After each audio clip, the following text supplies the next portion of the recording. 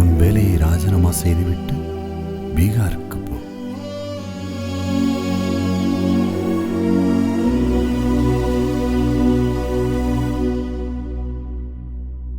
நான் குடும்பத்துல மூத்த பையன் வேற.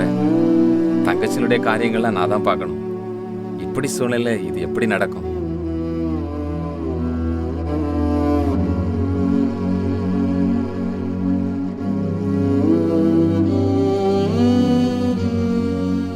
மகனே, உன் காரியம் யாவற்றையும் நான் பார்த்துக் கொள்கிறேன்.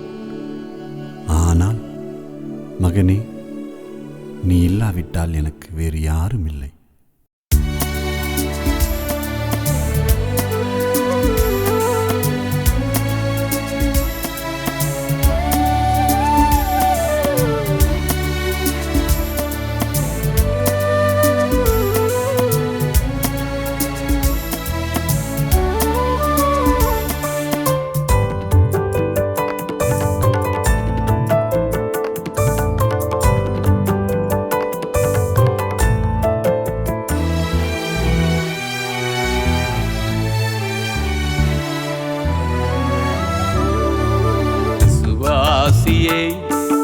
நினைத்து பார், நிலைப்பவைகளை நாடு, நித்திய ஜீவன் பெற ஓடி வருவாயே இன்றே, பாடி மகிழ்வாயே அன்றே, ஓடி வருவாயே இன்றே, பாடி மகிழ்வாயே அன்றே. விசுவாசியை நினைத்து பார், நிலைப்பவைகளை நாடு, நித்திய ஜீவன் பெற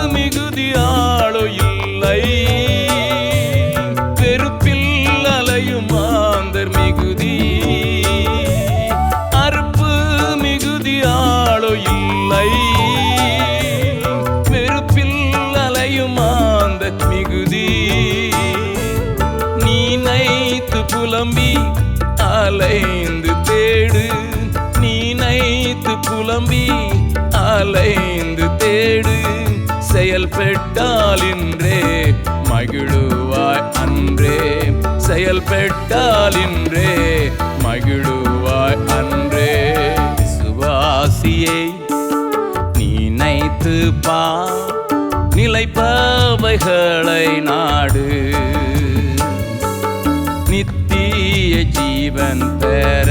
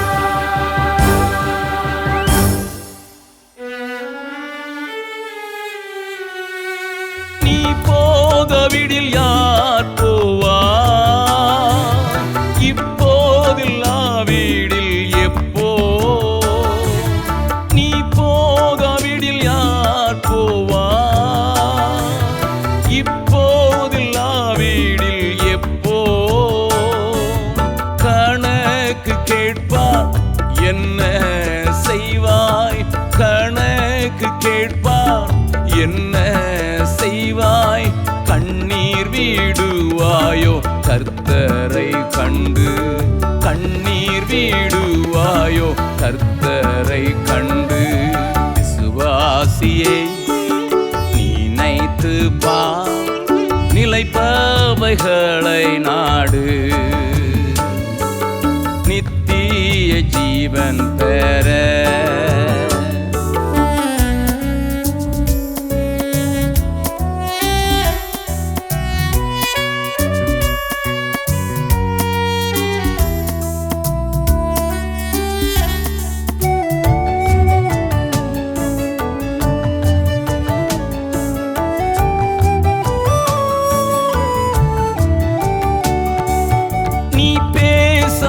கற்கள் பேசும், நீ இல்லாவிடில் வேற யாரோ?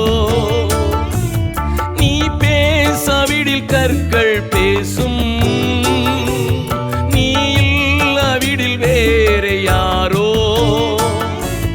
மனம் திரும்பு உலகத்தை விட்டு, மனம் திரும்பு உலகத்தை விட்டு, செயல்பட்டால் இன்றே மகிழுவாய் அன்றே. செயல்பட்டால் இன்றே மகிழுவாய் அன்றே. விசுவாசியே நினைத்து பார், நிலைப்பவைகளை நாடு, நித்திய ஜீவன் பெற.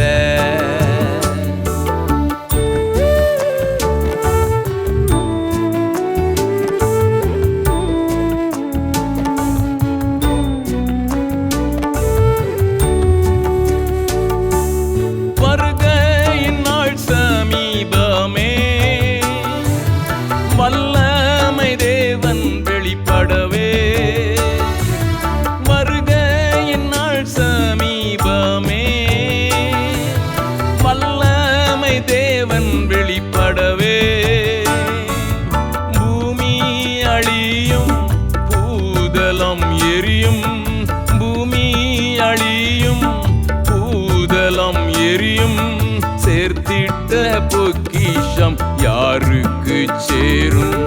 சேர்த்திட்ட பொக்கிஷம் யாருக்கு சேரும்?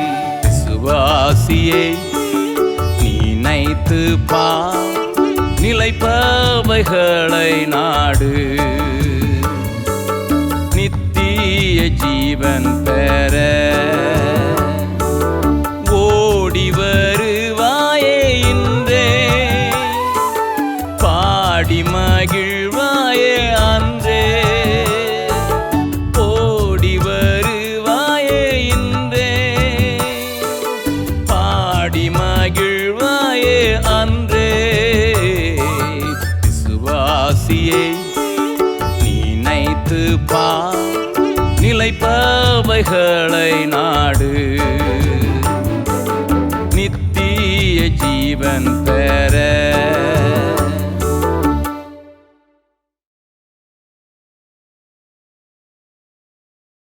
பயம் எல்லாருடைய வாழ்க்கையும் பாதிக்கிறது என்று வேதம் சொல்லுகிறது.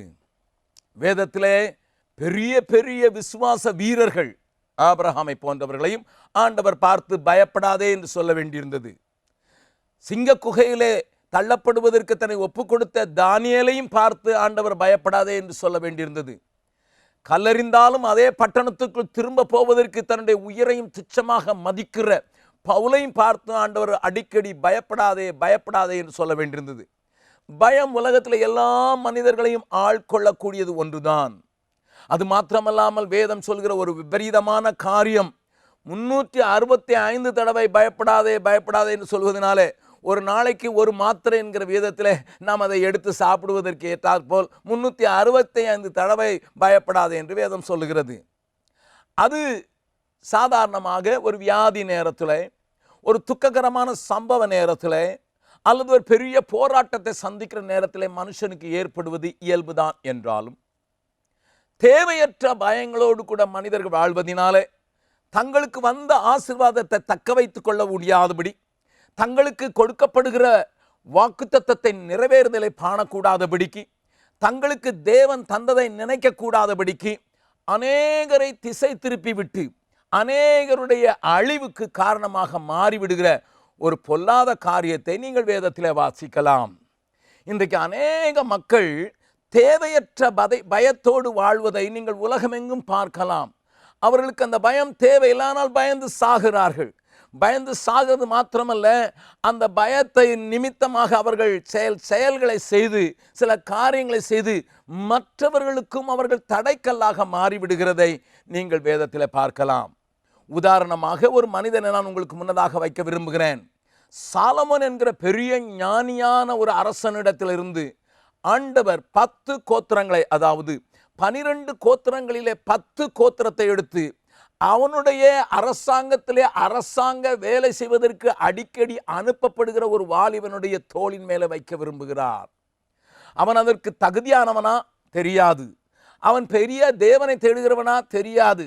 ஒரு சாதாரண ஆள், ஒரு சாதாரண வேலைக்காரனுடைய தோள்களிலே இத்தனை பெரிய பொறுப்பை தேவன் வைப்பதற்கு விரும்புகிற விருப்பத்தை நீங்கள் 1 ராஜாக்கள் 11வது 12வது 13வது அதிகாரத்தில் வாசிக்கலாம். 1 ராஜாக்களின் 11வது அதிகாரத்தில் அவன் அரசாங்க வேலையாய் செல்லும் வழியிலே தீர்க்கதரிசி ஒருவன் சந்தித்து 10 கோத்திரத்தை உனக்கு ஆண்டவர் தருகிறார் என்று சொல்கிறார். எதிர்பாராத ஆசீர்வாதம், நினைக்காத ஆசீர்வாதம், தகுதி இல்லாதவனுக்கு கொடுக்கப்படுகிற பெரிய ஆசீர்வாதம். இதைத்தான் கிருபை என்று சொல்கிறோம். தகுதியற்றவனுக்கு காண்பிக்கப்படுகிற தயவு என்று சொல்லி இவ்வளவு பெரிய காரியத்தை செய்தது மாத்திரமல்ல, தேவன் அந்த அதிகாரத்தின் 38வது வசனத்திலே அவனை பார்த்து, தாவீதை தெரிந்து கொண்டது போல உன்னையும் தெரிந்து கொண்டேன், தாவீதுக்கு வீட்டை கட்டினது போல உனக்கும் கட்டுவேன், தாவீதுக்கு நிலையான காரியத்தை செய்தது போல நானும் உனக்கு செய்வேன் என்கிற ஒரு பெரிய வாக்குத்தத்தத்தையும் கொடுக்கிறார். அருமையானவர்களே, ஆண்டவர் ஒரு ஆசீர்வாதத்தோடு நிறுத்துவதில்லை, கூடவே அந்த ஆசீர்வாதத்தை தக்க வைத்துக் கொள்வதற்கான காரியத்திற்கான வாக்குத்தத்தத்தை நமக்கு அருளி செய்கிறவராயிருக்கிறார். அது மாத்திரமல்ல, இந்த இஸ்ரவேலின் தலைவனாக யெரொபெயாம் நியமிக்கப்பட்ட பின்னர் அவனுக்கு விரோதமாக உண்மையான ராஜாவாகிய ரெகொபெயாம், அதாவது சாலமோனின் குமாரன், தன்னுடைய சேனையோடு, பலத்த சேனையோடு, 1,00,000 பேருக்கும் அதிகமானவர்களோடு கூட இவர்களை அழித்து நொறுக்குவதற்கு அவன் புறப்பட்டு வருகிறான். யெரொபெயாமுக்கு இப்பொழுது அரசாங்கத்தை ஒழுங்கு செய்கிறதுக்கான நேரம் உண்டாகவில்லை, சேனையை ஒழுங்கு பண்ணுவதற்கான நேரம் உண்டாகவில்லை, ஆட்களை நியமிப்பதற்கான நேரம் கிடைக்கவில்லை. இந்த நேரத்தில் அவனை அழித்து விடுவது எளிதானது. அங்கே இழுக்கிறது 1,80,000 பேரை கூட்டிக் கொண்டு போகிறான். அழிந்து நொறுங்கியிருக்க வேண்டும் யெரொபெயாம். ஆனால் தேவன் இடைபடுகிறார். ஒரு தீர்க்கதரிசியை அனுப்பி தேவன் அந்த அழிவை தடுக்கிறார். அவன் காக்கப்படுகிறான். இப்படி தகுதியற்ற ஒருவனை ஆண்டவர் கையில எடுத்து ஆசீர்வாதம் கொடுத்து அவனுக்கு வாக்குத்தத்தம் கொடுத்து அவனை பாதுகாத்திருக்கிற அந்த காரியத்திற்கு அவன் எத்தனை நன்றியுடையவனாக இருந்திருக்க வேண்டும், எத்தனையா எண்ணி எண்ணி துதித்திருக்க வேண்டும். மாறாக தேவையற்ற பயம் அவனை ஆட்கொள்ள ஆரம்பிக்கிறது. அவன் உட்கார்ந்து யோசித்து பார்க்கிறான், ஒருவேளை ஜனங்கள் என்னை விட்டு போய்விட்டார்கள் என்றால் என்ன நடப்பது? என்னை விட்டு ஜனங்கள் எருசலேமுக்கு போகிறோம் என்று சொல்லி வேறு வழியாய் போய்விட்டால் என்னை கொன்று போடு விடுவார்கள் என்று மரண பயம் கூட அவனை பிடிக்கிறது. தேவையற்றது. ஆண்டவர் உயர்த்தி இருக்கிறார்.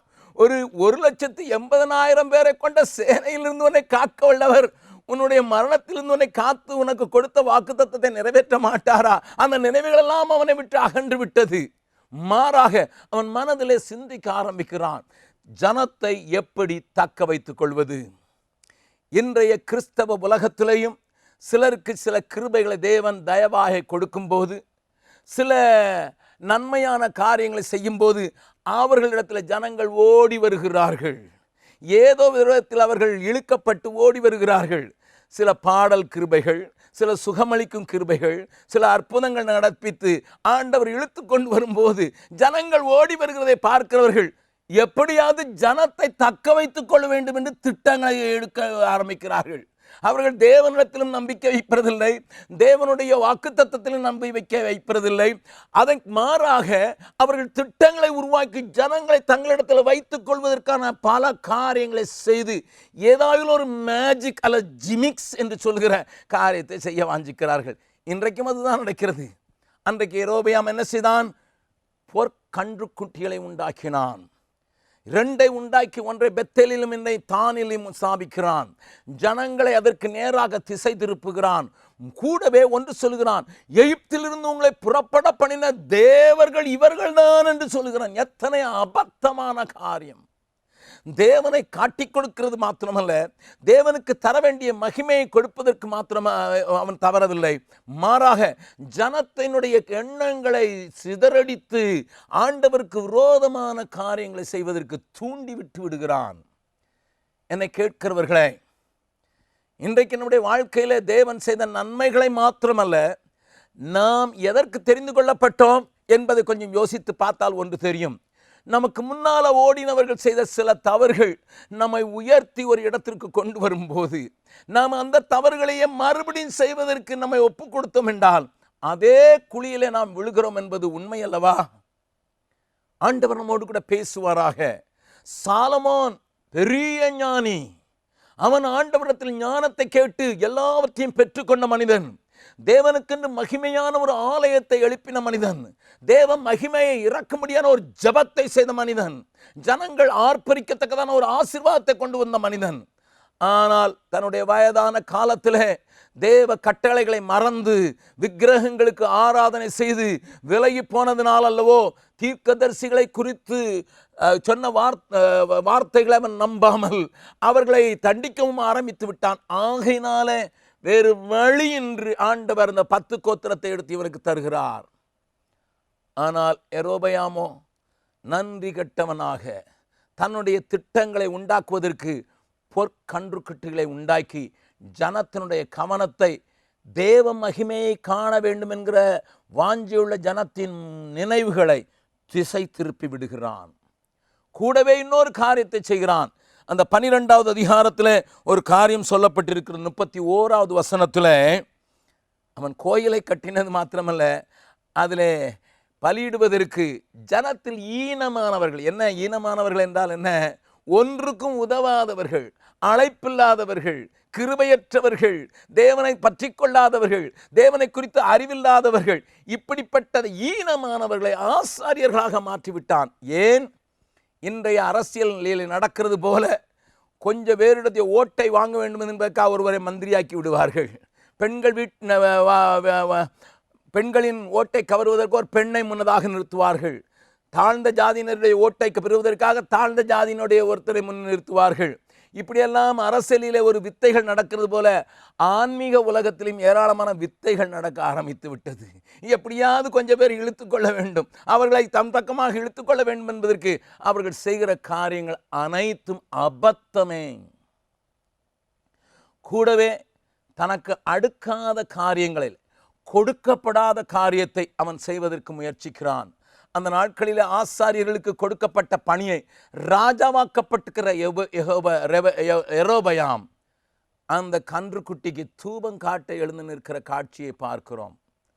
இன்றைக்கும் அநேக தேவ மக்கள், தெரிந்து கொள்ளப்பட்டவர்கள், மிகுந்த ஆசீர்வாதத்தை பெற்றவர்கள், தேவ வாக்குத்தத்தத்தை பெற்றவர்கள், தேவனிடத்திலிருந்து வசனத்தை நேரடியாக பெற்றவர்கள், தேவனுடைய பெரிய பாதுகாப்பை பெற்றவர்கள், இப்படியாக திசை மாறி போகிறது மாத்திரமல்ல, அவர்கள் வருங்கால சந்ததிக்கே ஒரு பெரிய ஞாபக சின்னமாக, சாப சின்னமாக மாறுவதோடு கூட அவர்களை சாபத்துக்குள்ளே வழிநடத்திவிட்ட பொல்லாத காரியம் நிகழ வாய்ப்பு இருக்கிறது.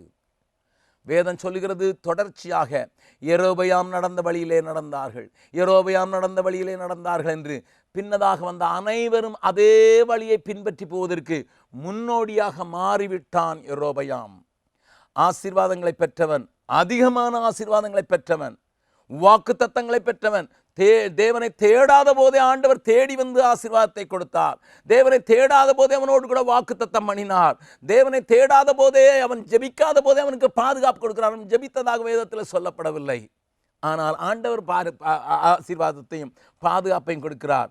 அதை மறந்த அந்த எரோபயாம் பின்வரும் சந்ததிக்கு ஒரு பெரிய தவறான பாதையை காட்டிவிட்டு சென்று விடுகிறான்.